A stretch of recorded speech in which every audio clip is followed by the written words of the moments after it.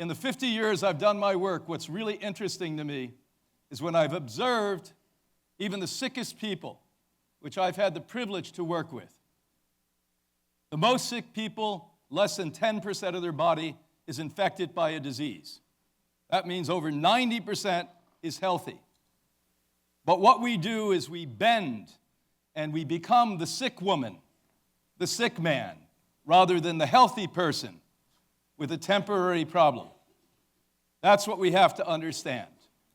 So back in 1956, our founder, Ann Wigmore, after reversing catastrophic stage 4 cancer, and the Harvard doctors told her she was going to die, said, I have to now teach people. And she founded and created what today is called lifestyle medicine. The basis of all well-being, period, is your lifestyle, not the medicine. You were not created to consume medicine. You were created to consume positive thought, constant productive movement, to strengthen, build your body, allow your organs, your circulatory system to function and work, to eat food that's pristine and alive, that literally engages every cell in your body and increases the biofrequency fields so that aging and disease cannot permeate you.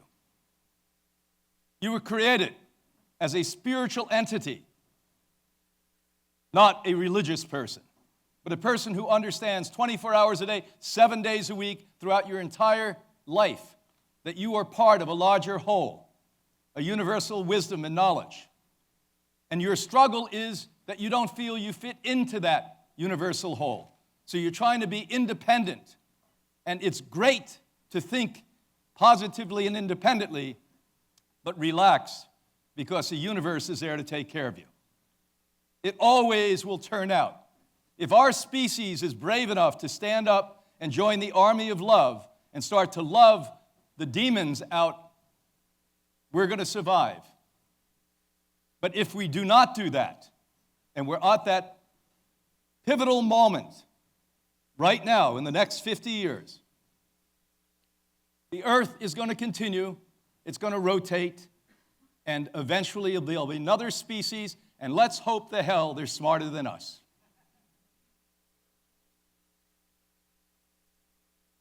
They have you so brainwashed, you go along with the latest trend because you tried something for 2 weeks, and it was just a little too hard for you to stick to it. So as soon as you lose your imagination, they come up with the latest thing.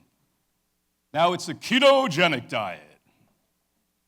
Eat all the fat you want, including butter.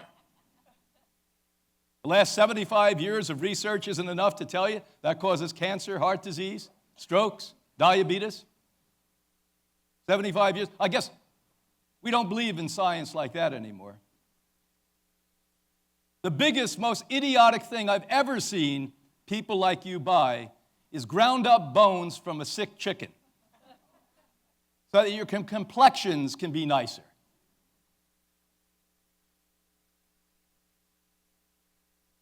You know what would be better? Listen closely, man.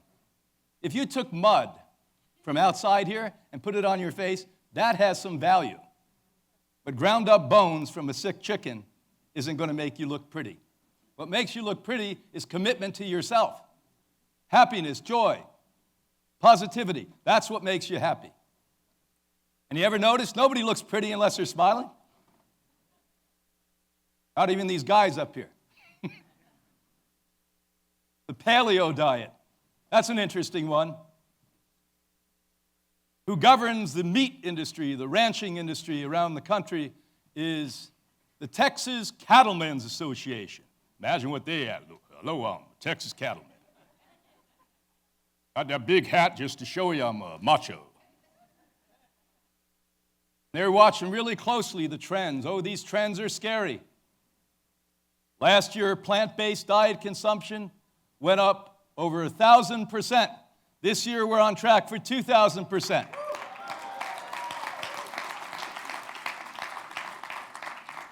So they come up with a half-wit, non-scientific bullshit history called the Paleo Diet.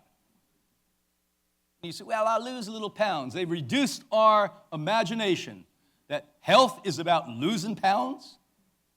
How about flourishing, thriving, having boundless energy, being joyous, being happy, being loving, being a good husband, a good wife, a good citizen, a good mother, a good father, a good friend? Isn't that what we are after? Or let's lose a few pounds.